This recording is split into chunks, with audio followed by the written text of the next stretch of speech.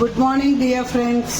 இன்றைக்கி நம்ம வீட்டில் முட்டை தொக்கு, அதுக்கு வெங்காயம் தக்காளி, ஒரு 3 பெரிய வெங்காயம் 3 பெரிய தக்காளி பொடிசாக கட் பண்ணி வச்சுருக்கேன். ஒரு 2 பச்சை மிளகா பொடிசாக கட் பண்ணி வச்சுருக்கேன். அதுக்கு கருவேப்பிலை கொத்தமல்லி. அடுத்து காலிஃப்ளவர் பொரியல்.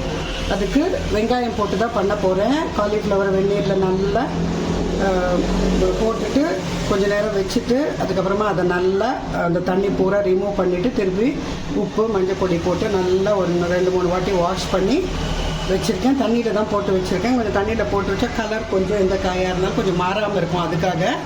அதுக்கு கொஞ்சம் வெங்காயம் வந்துட்டு கட் பண்ணி வச்சுருக்கேன். நான் வெங்காயம் போட்டு தான் அதை பொரியல் பண்ண போகிறேன். இவ்வளோதாங்க, பார்க்கலாம். இப்போ நான் சமையல் பண்ணுறதுக்கு முட்டைக்கும் காலிஃப்ளவருக்கும் 2 கடாய் வச்சுருக்கேன். எண்ணெய் விட்டு வச்சுருக்கேன். எண்ணெய் சூடாயிருக்கு. இப்போ இதில் கடுகு,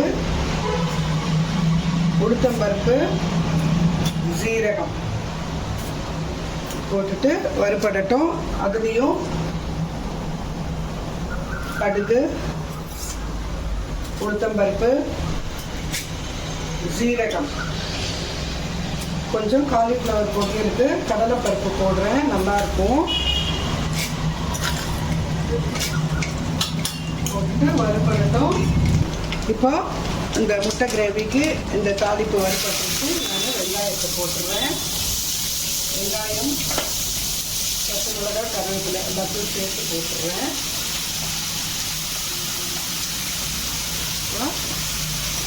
அதுலேயும் வறுபட்டுட்டு தாளிப்பு சாமான் வெங்காயம் போட்டுருவேன்.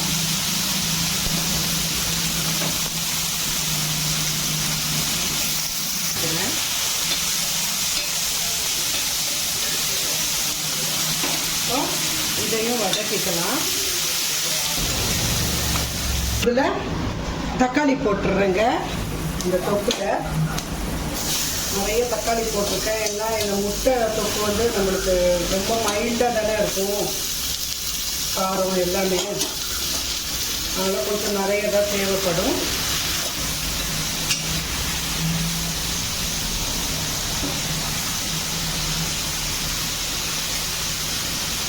அதைக்கிட்ட அப்படியே மூடி வச்சுக்கலாங்க. போட்டுடலாம். சரிதா, உங்களுக்கு சவுண்டு கேட்குதா?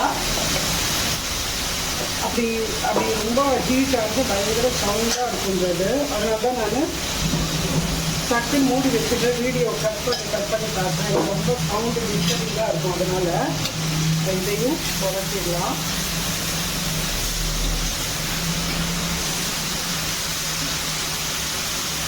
குறைச்சி போட்டுட்டு நல்லா தக்காளி வெந்து வரட்டுங்க, மூடி வச்சிடலாம். அந்த முட்டைக்கு இப்படி ஓட்டை போட்டுக்கிறேங்க போர்க்கில்.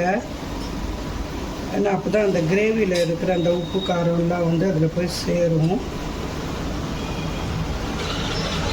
இல்லை நீங்கள் உப்பு போட்டு கூட வேக வச்சுக்கலாம்.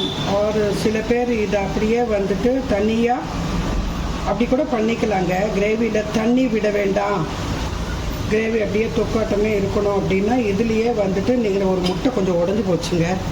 இந்த கிராக்ஸ் இருந்ததுன்னா கூட நம்ம ஆன்லைனில் வாங்கறச்சு கொஞ்சம் எப்படியும் அவங்க எவ்வளோ பத்திரமா பேக் பண்ணி கொடுத்தாலுங்க கொஞ்சம் கிராக்ஸ் வருது. அந்த கிராக்ஸ் வந்து நம்ம வேக வைக்கச்சு அந்த மாதிரி முட்டையை வந்துட்டு டிஸ்டர்ப் பண்ணி விட்டுருவாங்க. இப்போ எல்லாத்துலேயும் இந்த மாதிரி நம்ம ஓட்டை போட்டுட்டாச்சுல. இப்போ இதை காலிஃப்ளவரை பார்க்கலாம்.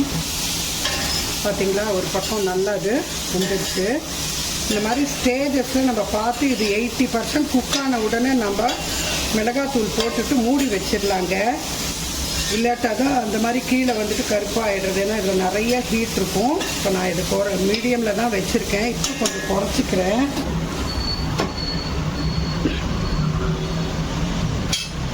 ஏன்னா அந்த இது பாட்டம் ரொம்ப சூடாகிடுச்சு இல்லையா, அதனால் இப்போ இதை தொக்க பார்க்கலாம். பார்த்திங்கன்னா கொஞ்சம் ரொம்ப குறைச்சி வச்சுக்கலாம். நல்லா குறைச்சிடலாம்.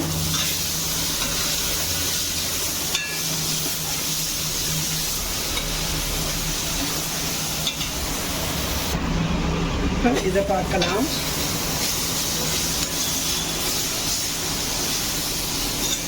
நல்லா வதங்கி இருக்குது. இப்போ இதில் நம்ம தேவையான மிளகாய்த்தூள், தனியாத்தூள், ஆல்ரெடி உப்பு மஞ்சள் தூள் போட்டுட்டோம். நம்ம போட்டுட்டு வதக்கிக்கலாம். நல்லா ஸ்மாஷ் பண்ணிக்கலாம். ஏன்னா அது தொக்கு வந்து நிற்கும் இல்லையா, அப்படி இந்த தக்காளி வெங்காயம் வந்து அப்படியே நின்று இப்படி நல்லா ஸ்மாஷ் ஆகிடுச்சுன்னா அரைச்சிட்டா அது ஒரு மாதிரி டேஸ்ட்டுங்க. அரைச்சி கூட விட்டுக்கலாம். பட்டு இப்படி பண்ணுறச்சு தாங்க டேஸ்ட்டு. தொக்கு அரைக்காமல் பண்ணுறச்சு தான். முட்டை உடச்சி விட்டு பண்ணுறச்ச வேணும்னா அப்படி பண்ணிக்கலாம். ஏன்னா அது ஒரு மாதிரி அதுக்கு கொஞ்சம் நல்லா தான் இருக்கும். நல்லா ஸ்மாஷ் பண்ணிக்கிட்டு இப்போ இதுக்கு தண்ணி விட்டுக்கலாம். ஏன்னா இந்த தண்ணியில் தான் அந்த முட்டை வந்துட்டு நல்லா வெந்து வரச்ச, ஆல்ரெடி வேக வச்சு தான் இந்த கிரேவியில் வெந்து வரச்ச அதுக்கு அந்த மசாலாஸ் எல்லாம் அதில் போய் சேர்ந்து நல்லா வெந்து வந்துடும். தண்ணி விடுறேன். இந்த மூடிங்கெல்லாம் நல்லா வாட்டமாக இருக்குங்க. இந்த மாதிரி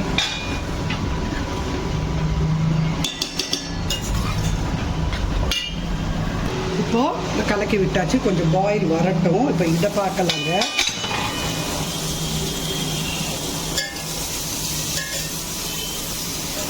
காலிஃப்ளவர் ஆக்சுவலாக வெந்தே போயிடுச்சுங்க.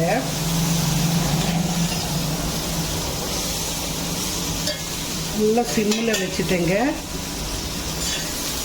எண்ணெய் போடாமல் கூட பண்ணலாம். எவ்ரி டைம் உங்களுக்கு நான் ஏம்சியில் எண்ணெய் போடாமல் காட்டுறச்ச உங்களுக்கு அது எப்படி ஃபீல் பண்ணுறீங்களோ தெரியல. இப்போ ஆக்சுவலாக காலிஃப்ளவர் வந்து வெந்துருச்சு. நான் இப்போ இதில் கொஞ்சம் மிளகாய் தூள் போட்டுட்டு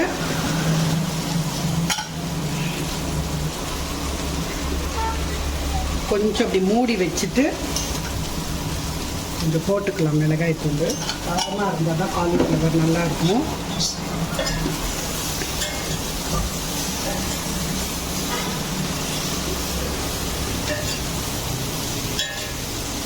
இதை புரட்டி விட்டுட்டு நான் செகண்ட் அப்படி வச்சுட்டு அதுக்கப்புறமா காட்டுறேங்க. இப்போ இது பாயில் ஆயிட்டு வருது. இப்போ இதில் நம்ம உப்பு பார்த்துக்கலாம். உப்பு காரம் எல்லாமே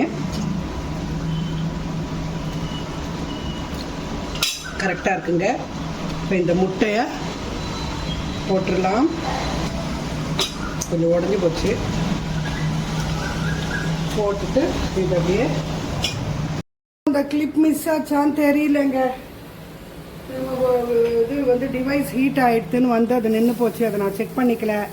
நான் இது வந்து நல்ல ஒரு 80% குக்கான உடனே இதில் மிளகாய் தூள் தேவையானது போட்டுட்டு கலக்கி விட்டுட்டு ஒரு நிமிஷம் அப்படி மூடி வச்சுட்டேங்க. இப்போ நான் இது வெந்து போயிடுச்சு. அப்போவே அந்த கிளிப்பெல்லாம் மிஸ் ஆகிடுச்சா தெரியல. இதுக்கு மேலே நான் வந்து ஸ்டவ்வை ஆனில் வச்சேன்னா இது ஒரு மாதிரி தீஞ்ச மாதிரி ஆகிடும். இதை மூடிட்டு நான் அப்படியே வந்துட்டு இந்த ஸ்டவ்வை ஆஃப் பண்ணிவிட்டு நல்லா கூல் ஆகிற வரைக்கும், கூலுன்னா இந்த இதில் வந்து ரொம்ப நேரம் இருக்கும், அது வரைக்கும் வச்சோன்னா அது கம்ப்ளீட்டாக இன்னும் குக் ஆகிடும். உப்பு காரம் பார்த்துக்கலாம். கரெக்டாக இருக்குது. இப்போ இதை நான் வந்துட்டு மூடி வச்சுட்டு கொஞ்சம் உங்களுக்கு எப்படி அந்த கிரேவி தேவையோ, ஒட்டுக்க வேணுமா இல்லை கொஞ்சம் செமி சாலிடாக செமி லிக்விடாக எப்படி வேணுமோ அந்த கன்சிஸ்டன்சி வந்தப்புறமா அதை கொத்தமல்லி போட்டுட்டு ஆஃப் பண்ணிடலாம். கொஞ்சம் குறைச்சிக்கிறேன். அட் த சேம் டைம் அந்த முட்டையிலையும் அந்த மசாலாஸ் எல்லாம் போய் நல்லா இறங்கட்டும். இப்போ இதை நான் ஆஃப் பண்ணிவிட்டேன். முடிஞ்சது காலிஃப்ளவரு. இதை நல்லா ஒரு 10 நிமிஷம் அப்படியே விட்டுட்டிங்கன்னா இன்னும் நல்லா ஃப்ரை ஆகிடுங்க. இப்போ இது கொஞ்சம் சுண்டி வந்தப்புறமா கொத்தமல்லி போட்டு ஆஃப் பண்ணிடலாம். இப்போ பார்க்கலாம். இதில் நான் கொத்தமல்லி போட்டுடுறேன்.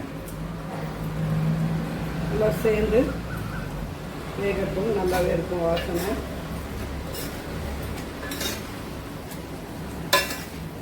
புரட்டி விட்டுடலாம்.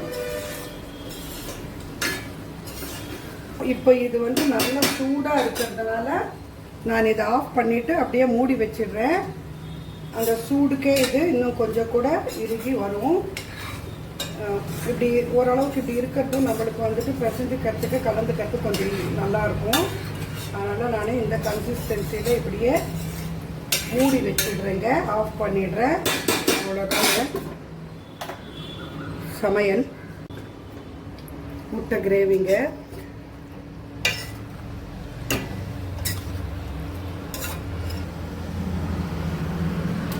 நான் உடனே காட்டுறதுனால உங்களுக்கு அந்த தொக்கு கொஞ்சம் இன்னும் இறுகி இது கொஞ்சம் இருக்குங்க, இதுவாக இருக்குது, தண்ணியாக இருக்குது. இது கொஞ்சம் நேரம் கழிச்சுட்டு நல்லா இறுகி வந்துடும். காலிஃப்ளவர் பொரியல் நான் சொன்னேன் இல்லையா, பார்த்தீங்களா? நான் 80% அப்போவே மிளகாய் தூள் போட்டுட்டு இது பண்ணிட்டேன்ல. இப்போ பாருங்கள் நல்லா ரோஸ்ட் ஆகிடுச்சு. அதே மாதிரி இன்னும் நிறைய சூடு இருக்குதுல, அப்படியே மூடி வச்சுட்டேன்னா நல்லா ரோஸ்ட் ஆகிடும். அவ்வளோதாங்க.